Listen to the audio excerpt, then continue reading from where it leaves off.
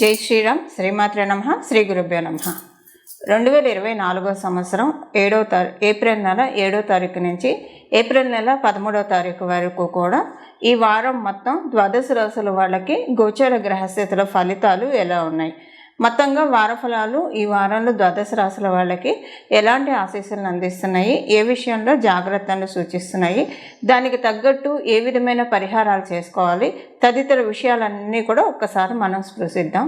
ఈ విషయాలన్నీ మనం స్పృశించడానికి ముందుగా గోచర గ్రహదేవతలు గోచారంలో ఏ రాశిలో సంచారం చేస్తూ ఉన్నారు, ప్రతి గ్రహం యొక్క నామాన్ని మనం వినడం వల్ల, ఉచ్చరించడం వల్ల, వినడం వల్ల మనకున్న గ్రహ దోషాలు కూడా కొంతవరకు నివృత్తి కాబడుతూ ఉంటాయి. మనకి బ్లెస్సింగ్స్ కూడా ఆయా గ్రహాది దేవతల నుంచి మనకు అందడం జరుగుతుంది. అందువల్ల గోచారంలో గ్రహస్థితులు ఎక్కడెక్కడ ఉన్నాయో ఫస్ట్ మనం తెలుసుకొని అప్పుడు మనం ఫలితాల్లోకి వెళ్దాం. కాలపురుషుడు కుండలిలోంచి మొదటి రాశి అయిన మేషరాశిలో గురు భగవానుడు బుధదేవుడు ఇద్దరు సంచారం చేస్తూ ఉన్నారు. 10వ తారీఖు నుంచి బుధుడు ఆ రాశి నుంచి మేషరాశి నుంచి మీనరాశిలోకి ఆయన సంచారాన్ని జరుపుతూ ఉన్నాడు. అలాగే కన్యారాశిలో కేతు భగవానుడు సంచారము. ఈ వారం మొత్తం కూడా కుజుడు మరియు శనేశ్వరుడు వీళ్ళిద్దరూ కూడా అంటే మంగళుడు శనేశ్వరుడు వీళ్ళిద్దరూ కూడా కుంభరాశిలోనే సంచారం చేస్తూ ఉన్నారు. కాలపురుషుడు కుండలిలో ఆఖరి రాశి అయిన మీనరాశిలో రాహు భగవానుడు, సూర్యనారాయణమూర్తి, శుక్రుడు, వక్రగతిలో ఉన్న బుధుడు 4 గ్రహాలు సంచారం జరుగుతూ ఉన్నాయి. ఈ వారంలో గోచర గ్రహస్థితులు ఇలాగ ఈ రాశిలో సంచారం చేస్తూ ఉన్నాయి. ఈ గోచర గ్రహస్థితుల రీత్యా ద్వాదశ రాశుల వాళ్ళకి ఎలాంటి ఫలితాలు ఉన్నాయో, ఎలాంటి ఫలితాలు రాబోతున్నాయి అన్న విషయాన్ని మనం తెలుసుకుందాము. ఫలితాన్ని తెలుసుకోవడానికి ముందుగా బుధ భగవానుడు వక్రగమనము ఈ వారం మనకు ఒక విశేషాంశము. మీనరాశిలో ఆయన నీచ పొందుతాడు. నీచ పొందే రాశిలో ఎప్పుడైనా ఏ గ్రహం అయితే వక్రిస్తుందో ఆ గ్రహము ఉచ్చ పొందినట్లు మనకి పరాశర సంహిత చెప్తుంది. అంటే ఎగ్జాల్టేషన్ ప్లానెట్తో తత్సమానంగా మనకి గ్రంథాల్లో ఉన్నది. అయితే ఇప్పుడు మనకి బుధ భగవానుడు ఎగ్జాల్టెడ్గా ఉచ్చస్థానాన్ని పొంది ఉన్నాడు కాబట్టి, అంటే గ్రహ గమనంలో ఆయన వక్రించి ఉండడం వల్ల ఉచ్చస్థితిని పొందారు కాబట్టి ఈ ఉచ్చస్థితి ద్వాదశ రాశుల వాళ్ళకి ఎలాంటి ఫలితాలను ఇస్తుంది, ఏ గ్రహమైనా ఉచ్చులో ఉంటే ఒక రకమైన ఫలితాలను ఇస్తుంది, నీచులో ఉన్నా కూడా ఒక్కొక్కసారి కొన్ని శుభ ఫలితాలు ఉంటాయి, కొన్ని అశుభ ఫలితాలు ఉంటాయి. కానీ ఉచ్చస్థానంలో ఉంటే మేజర్గా శుభ ఫలితాలు ఉంటాయి, చాలా స్వల్పంగా అశుభ ఫలితాలు ఉంటాయి. ఈ శుభ ఫలితాలు ద్వాదశ రాశుల వాళ్ళకి ఏ విషయాల్లో ఉంది మనం ముఖ్యంగా చూసుకోవాలంటే బుధుడు మనకి ప్రధానంగా కారకత్వం వహించేది ఫైనాన్సెస్, రిలేషను, వ్యాపారానికి కారకుడు, బుద్ధికి కారకుడు బుధుడు. ఈవెన్ ఇంకా మనం లోతుగా వెళ్తే చాలా అంశాలు ఉంటాయి. మన మేనతులు, మనం షడ్రిపూస్ అంటాము. అంటే 6వ స్థానం కాలపురుషుడి కుండలిలోంచి కన్యారాశి కాబట్టి ఆ రాశి తత్వాన్ని కూడా మనం ఇక్కడ పరిగణనలోకి తీసుకోవాలి. ఇలా రకరకాల అంశాలు ఉంటాయి. వాటిలో మనం ప్రస్తుతం ఇప్పుడు అప్లికేబుల్ అయ్యే అంశాలు ద్వాదశ రాశుల వాళ్ళకి ఎలాంటి విషయాల్లో ఇది ప్లస్ చేస్తుంది. ఇక్కడ ఇంకొక విషయం ఏంటంటే శుక్ర భగవానుడు కూడా మీనరాశిలోనే ఉన్నాడు. శుక్ర భగవానుడు మీనరాశిలో ఆయన ఉచ్చస్థానంలో ఉన్నాడు. ఉచ్చస్థానంలో అంటే 2 గ్రహాలు ఇండైరెక్ట్గా బుధ భగవానుడు ఉచ్చలో ఉన్నాడు, శుక్ర భగవానుడు డైరెక్ట్గా మనకి నేరుగానే ఉచ్చ రాశిలో ఆయన సంచారం చేస్తున్నాడు. శుక్రబుద్ధుల కలయిక చాలా మంచిది. జనరల్గా జన్మజాతకంలో కలిసినా విడిగా కలిసినా కూడా శుక్రబుద్ధుల కలయిక ధనానికి లీడ్ చేస్తుంది, కంఫర్ట్స్కి లీడ్ చేస్తుంది. చాలా మంచి అంశాలకి శుక్రబుద్ధుల కలయిక లీడ్ చేస్తుంది. అయితే ఈ మంచి అంశాలు పూర్తిగా రానియడానికి ఇంకెవరు అడ్డు చెప్పట్లేదంటే అక్కడ రాహు భగవానుడు ఉన్నాడు. రాహు భగవానుడు ప్లస్ చేస్తున్నాడా మైనస్ చేస్తున్నాడా అంటే ఆయన ఈ కలయిక విషయంలో ఆయన న్యూట్రల్గానే ఉన్నాడని చెప్పాలి. ఎందుకంటే శుక్రుడు ఆయన గురువు, రాక్షస గురువర్యులు శుక్రాచార్యుల వారు కాబట్టి రాహు భగవానుడికి గురువు శుక్రదేవుడు, బుధుడు కూడా ఆయనకి మిత్రుడే, శత్రువు అయితే కాదు. అందువల్ల ఆయన అడ్డు చెప్పట్లేదు, అలాగని పూర్తిగా ఆమోద ముద్ర కూడా వేయట్లేదు. అందువల్ల మనకి ఎక్కడ కర్తరి వేద లేదు. కాకపోతే ఒక విషయంలో అయితే జాగ్రత్తగా ఉండాలి. ద్వాదశ రాశుల వాళ్ళు కూడా స్కిన్ ఎలర్జీస్ రావడానికి రెస్పిరేటరీ విషయాల్లో, రెస్పిరేటరీ అంటే ఈ 12 రాశుల వాళ్ళకి 27 నక్షత్రాల వాళ్ళకి కూడా ఈ మెయిన్ పాయింట్, కామన్ పాయింట్ వర్తిస్తుంది.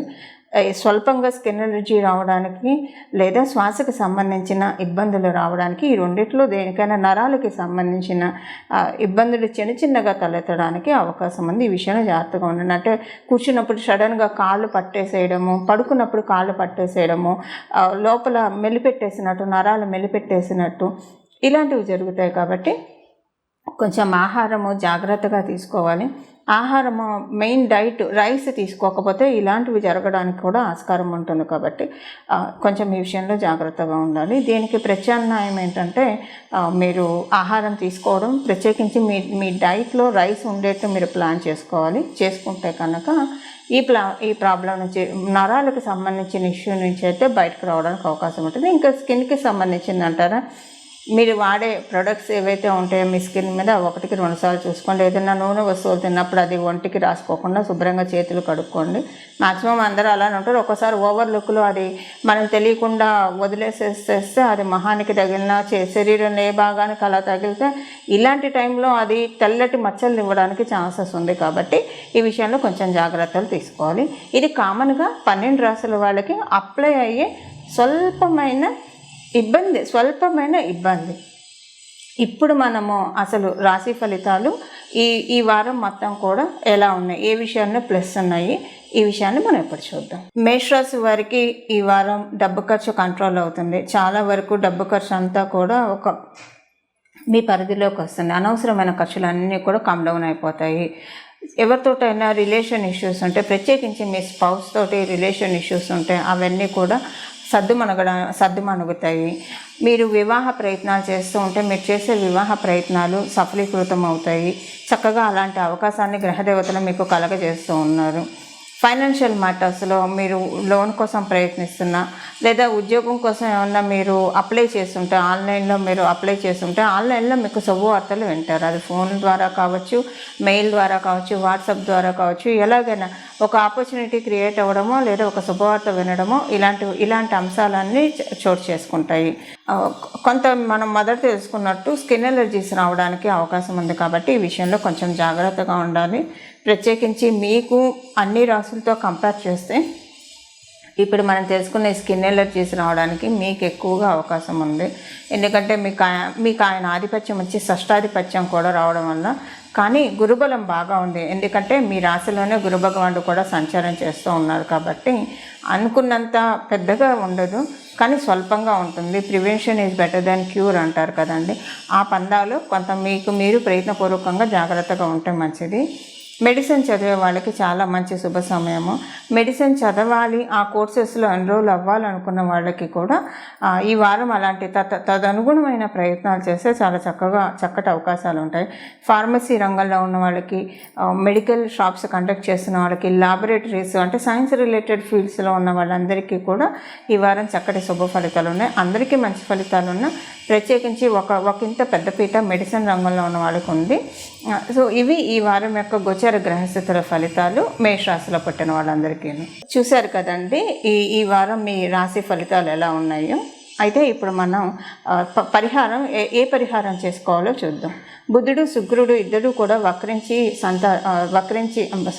శుక్ర భగవానుడు సంచారము ఉచ్చస్థానంలో, బుధుడు కూడా ఉచ్చస్థానంలో సంచారం, అంటే వక్రించడం వల్ల ఆయన ఉచ్చస్థానంలో సంచారం చేయడం వల్ల ఈ వారం అంతా కూడా శ్రీరామచంద్రమూర్తిని, సీతారాముల్ని కొలవడం చాలా మంచి ఫలితాన్ని ఇస్తుంది. అక్కడ సూర్యనారాయణమూర్తి కూడా ఉండడం వల్ల, సూర్యనారాయణమూర్తి ఇక్ష్వాకుల వంశానికి అదే దైవము, మనందరికీ తెలిసిన విషయమే.